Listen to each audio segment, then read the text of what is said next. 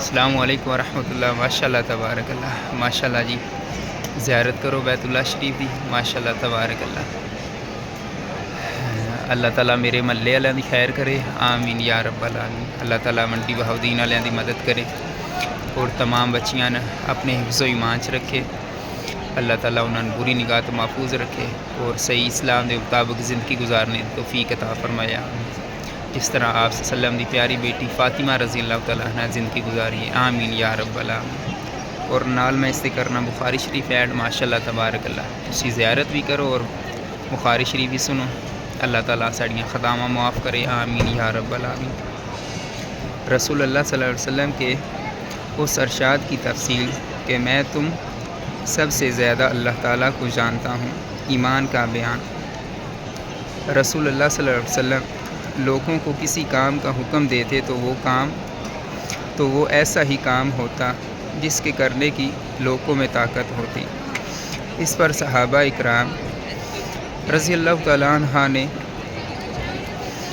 عرض کیا کہ یا رسول اللہ, ہم لوگ تو آپ جیسے نہیں ہیں, آپ تو معصوم ہیں اور آپ کی اللہ پاک نے اگلی پچھلے سب لغزشیں معاف فرما دی ہیں, اس لیے ہمیں اپنے سے کچھ زیادہ عبادت کرنے کا حکم فرمائیے. یہ سن کر آپ صلی اللہ علیہ وسلم ناراض ہوئے, حتیٰ کہ خفگی آپ صلی اللہ علیہ وسلم کے چہرے مبارک سے ظاہر ہونے لگی.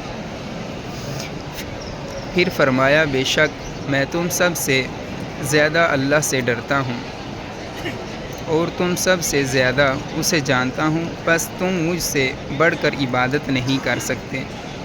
بلا شبہ نبی کریم صلی اللہ علیہ وسلم اللہ تعالیٰ نے چنگی طرح جان دیں اور ساڈے تو چنگی طرح زیادہ جان دیں. اور جس طرح نبی کریم صلی اللہ علیہ وسلم عبادت کر سکتے ہیں, کوئی بھی مومن اس طرح عبادت نہیں کر سکتا جس طرح وہ کر سکتے ہیں. اور سین کوشش کرنی چاہیے کہ نبی کریم صلی اللہ علیہ وسلم جس طرح یعنی کہ زندگی گزاری ہے سین بھی اسی طرح گزارنے دی توفیق عطا فرمائے, آمین.